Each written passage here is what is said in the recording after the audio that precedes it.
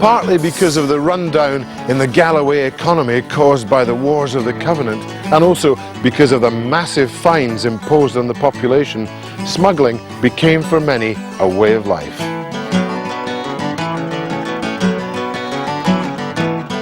Geography helped enormously. The Solway coast was perfect for large-scale and well-organised smuggling. Its perpetrators cheerfully called it the free trade.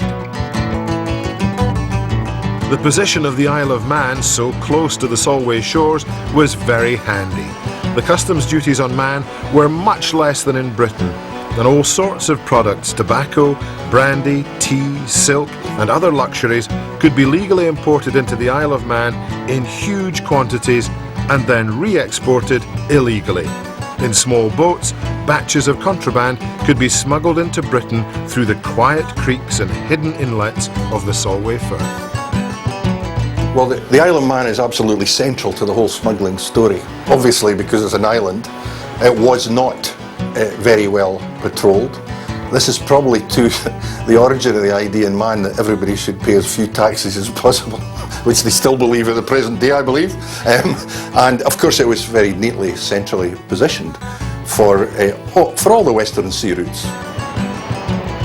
And there were plenty of people who were willing to participate, willing to get back at a government which, you know, they had no love of government in Galloway after 100 years of occupation, of people being killed in the name of the state. Why on earth should they start and pay taxes to these very people? They'd probably use the money to send more armies in against them or something.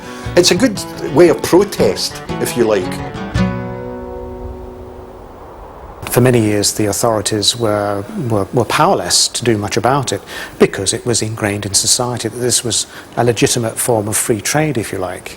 And we tend to think of brandy and such like being the smuggled goods, but it could cover anything which had a duty on it. So salt, for example, was smuggled. Certain textiles were smuggled if there was, a profit that could be turned by the merchants. These merchants had two books really. They had their official books and they were the unofficial. And the smuggling characters we tend to think of were really just the middlemen who were operating the smaller boats and delivering the goods to remote beaches along the coast. Thereafter it was very well organised, and you find that from Galloway and I think from Cumbria as well, there were very well connected transport mechanisms to take goods to the north, up into Ayrshire or across to Newcastle, involving whole mule trains of goods. With so many people, the authorities had great difficulty doing anything about it at all. Sounding more like a firm of respectable Edinburgh lawyers, a bunch of Galloway smugglers known as Messrs Clark, Crane and Quirk had this imposing mansion built. Well and handily situated on the foreshore, Balcarry House has got huge cellars, and no doubt they would have been full of barrels of brandy and rum and bales of tobacco. Nowadays it's a country house hotel and you have to go to the bar for that sort of thing.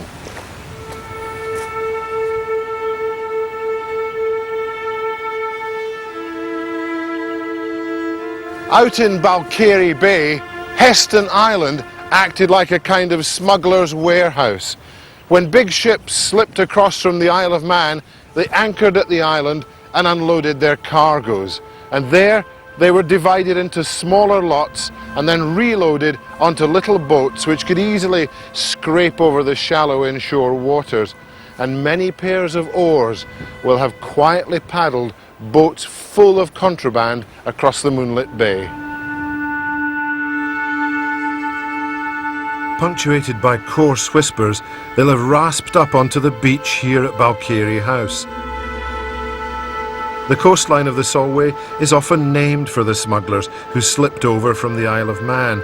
The shallow eastern waters of Kirkcudbright Bay are called the Manxman's Lake, and there is a Manx Rock nearby.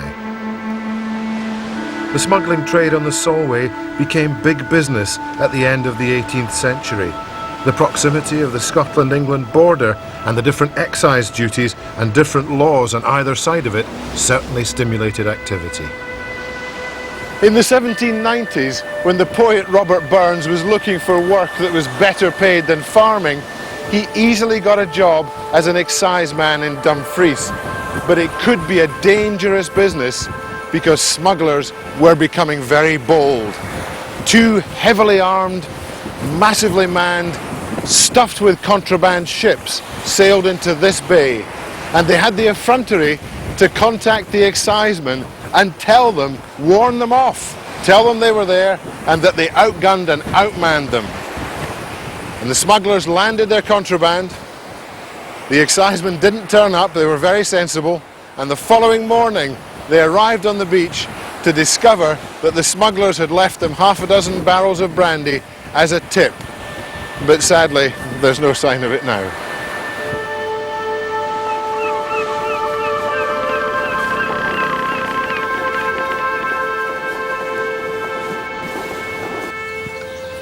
This humble cottage is now a shrine to a pirate, known on the other side of the Atlantic as the father of the American Navy, and on this side, on the Solway, as a pirate. John Paul Jones was born here at Arbigland in 1747, just a few miles south of Dumfries. He began working as a sailor in the 1760s and spent time on a slave ship working out of Whitehaven. But he quickly asked to be relieved from what he called an abominable trade. And at the very early age of 21, he became a ship's captain. In the 1770s, John Paul found himself in the American colonies on the run from trouble in the West Indies. In fact, he had to change his name to John Paul Jones. And when the Americans' unhappiness with British rule flared into rebellion, Jones joined the American side. He gained his reputation attacking British shipping off the eastern seaboard of the United States. And then in 1778, he was given charge of USS Ranger, and he came to Britain, sailed over to Britain, and attacked the port of Whitehaven. At Whitehaven, the plan was to capture the port and capture the two forts on either side of the harbour mouth. Two little boats were dispatched to do this. Jones was in one of them with some men, and the rest of his crew were in the other. Unfortunately for Jones, the other crew went to the local pub instead of making the attack. So when Jones beat the first fort, he then went on, captured the second fort. He then had to get his men out of the pub.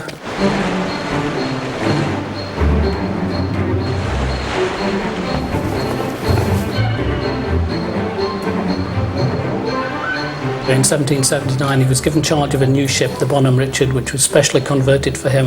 And the plan was to go in harm's way, these were his words. And so the plan was to capture Leith and Edinburgh. Fortunately for Jones, there was a gale which blew him out of the Firth of Forth, which probably saved his life. I think it was a madcap scheme.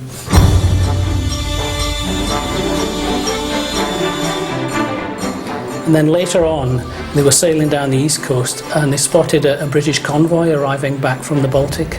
And there were about 40 ships, but two of them were British warships. The main one was HMS Serapis. The two ships, the Serapis and the Bonhomme Richard, were lashed together. The Serapis' superior firepower was simply destroying the Bonhomme Richard. And at one stage, the British captain, Captain Pearson, shouted across in his megaphone, "Do you surrender?" And Jones gave the legendary reply, "I have not yet begun to fight." And an enormous battle took place, and the upshot of which was that he was able to capture it. Unfortunately, his own ship, the Bonhomme Richard, sank in the process. And of course, they still spend a lot of time over in Filey and Flamborough and Scarborough looking for this ship.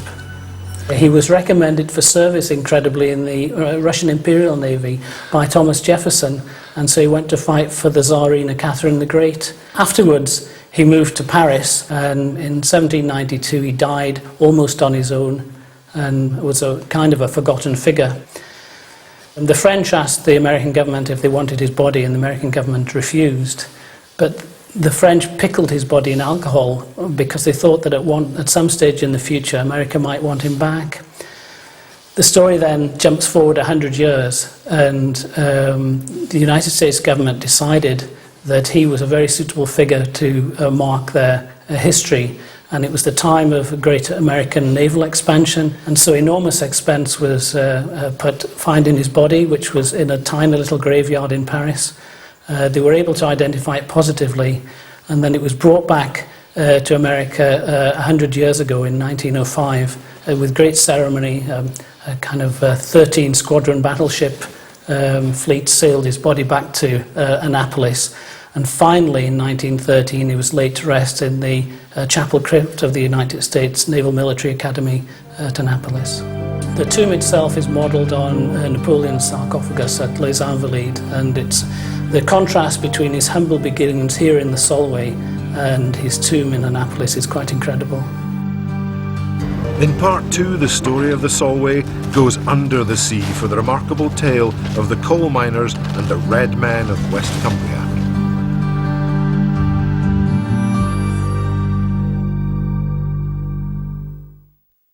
(1966). Wembley Stadium. The year the World Cup finals came to England. And the World Cup trophy disappeared. Scotland Yard say that the cup was stolen last night. England aren't going to win the cup now, are they? Canine capers. Dad! I've seen the World Cup!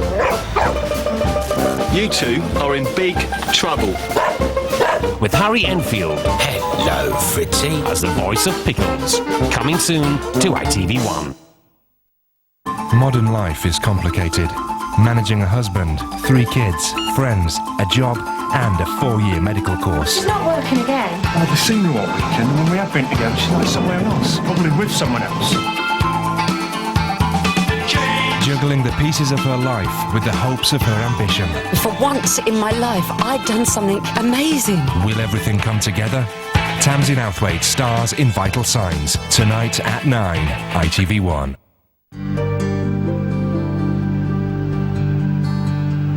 These rocks tell an ancient story, laid down horizontally as sedimentary rocks millions of years ago.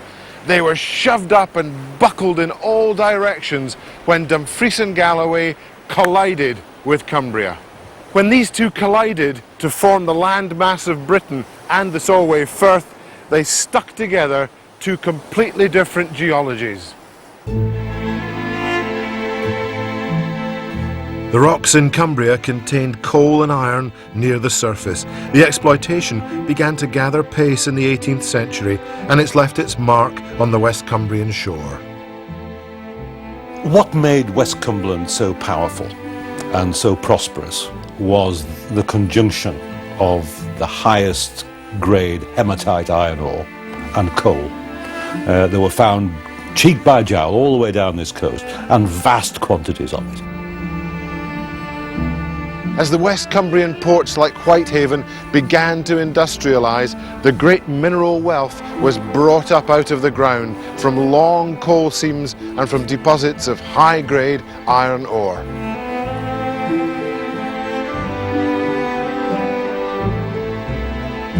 Whitehaven was a fishing village, and you needed coal as your source of heating and cooking. The coal was free, and it actually washed up with each tide because the coal measures are under the sea. The Lowther family, who owned all the land, realised there was a ready market staring them in the face to the Isle of Man, but particularly to Dublin, which has no coal. It has a lot of wealth as Ireland, it has a lot of gold. So has West Cumberland. The Irish gold is yellow. The West Cumberland gold is the stuff that there's millions of tons of, and it's black gold, and that is coal. The coal and iron ore deposits in West Cumbria belonged to the Lowther family. The Lowthers owned the land around here for 800 years, and they realised in the early 1700s that if they laid out a town, since they had the land, and allowed people to lease plots and they built them themselves, that this was a way of actually making the town buzz. He had a word with Sir Christopher Wren, who said, if you're going to lay something out and you've got a clean slate, why don't you have streets in blocks with proper corners, not windy lanes that you can't get anything around? And so Whitehaven is the first post-medieval planned town. Through the ruthless exploitation of the coal and iron, the Lowther family gained fabulous wealth. The eldest son became Earl of Lonsdale and had an elaborate house built in the Cumbrian countryside. He lived at Lowther near Penrith, So rather like the tradition of all mill and factory owners, you don't live where the smell is, you don't live where the air is choking you with fumes. You go and live 2 or 3 hills away where you can't see it and the money just rolls in. Somebody told him, and they didn't know who was the one that was going to tell him. He said, somebody's going to tell him one of the pit ponies had died. And they eventually did tell him, and he went berserk. He said, I get miners for free. I have to buy pit ponies. Now that is the way in which these men were perceived. They were working there for nothing. Children were working in the mines from the age of 6.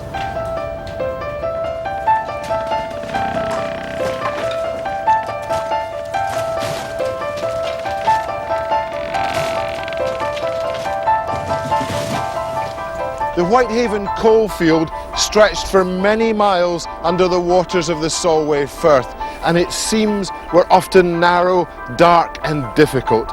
And they were also dangerous because, as in many other coalfields, of the presence of a gas known as fire damp. It could explode with fatal consequences. And one illustration of how cheaply life was sold in the Whitehaven coalfield is the way in which this gas was dealt with. Before work could begin on the pit, a man or a young boy was sent down to crawl into the seams with a lit candle on the end of a long stick. In this extremely dangerous way, pockets of fire damp were located and ignited. But of course, there were times when fatal amounts of gas had built up in the coal seams.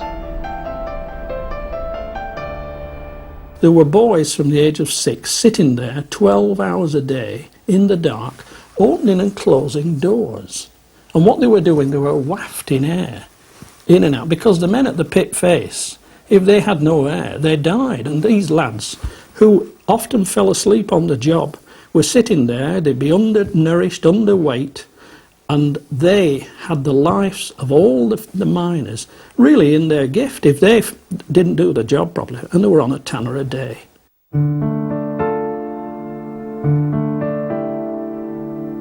There are 2,400 names of men and boys who never came up from that pit alive. There was an accident nearly every day of the week.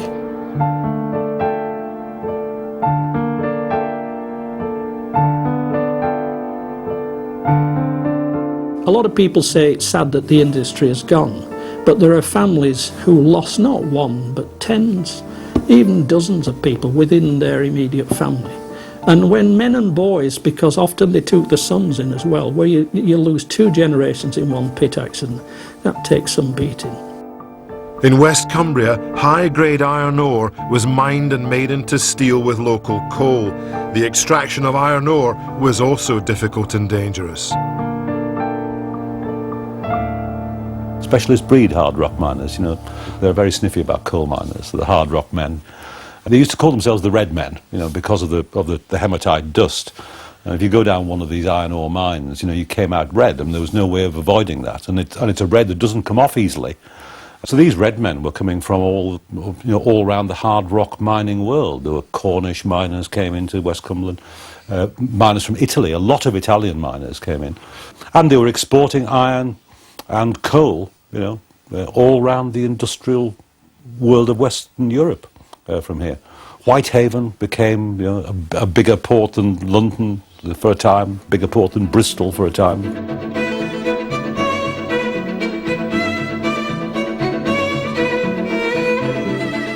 The port of Workington is still busy, but in the 19th and 20th century, a huge trade in ironwork passed through it. Business boomed and Workington was well named. The town was most famous for making rails, and in 1858 a revolutionary new steel-making process was introduced, and the Bessemer converter fired into action as railway building surged massively. Henry Bessemer invented the Bessemer converter. Some huge contraption that needed an awful lot of air to get the temperature high enough.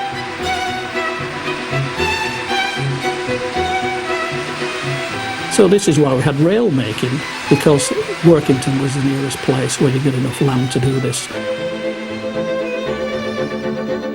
West Cumbria saw the railways as an immense opportunity. There was high quality iron here. One of the things you need for the railways is high quality iron rails.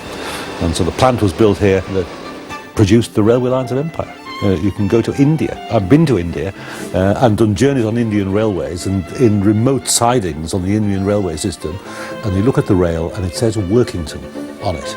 You know, in the middle of nowhere in Rajasthan, it says Workington on the rail.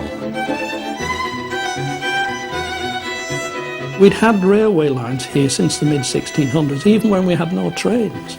Now that doesn't seem to make sense, but it was all done on a gravitational principle. If you send something down a hill that's got a heavy load on, it will pull 2 empty wagons to the top of the hill if that's where you want the empty wagons to keep filling them. It was a sort of continuous loop.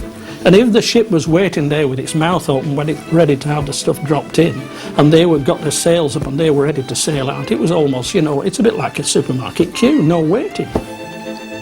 As with much of the rest of Britain's heavy industry, iron making in West Cumbria slowed down dramatically after the end of the Second World War. Orders dried up as other countries modernised and became more competitive. And in 1974, the last blow of a Bessemer converter was lit in Workington.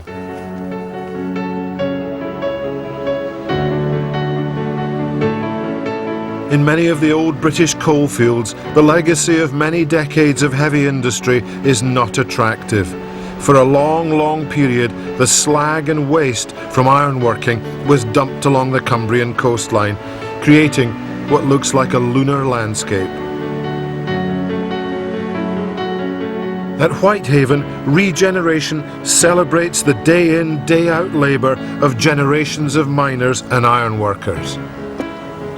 No one wants to see a return to an equivalent of these dangerous working practices, and their disappearance should in no way be mourned.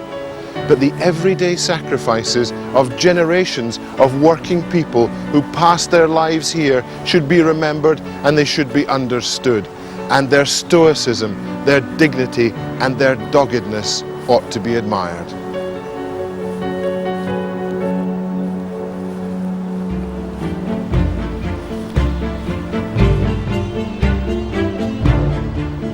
Next time, we tell the story of the Solway's largest modern industry, tourism, and its early beginnings in the 19th century. In only 4 years, Silloth had mushroomed into the Solway's first purpose-built resort.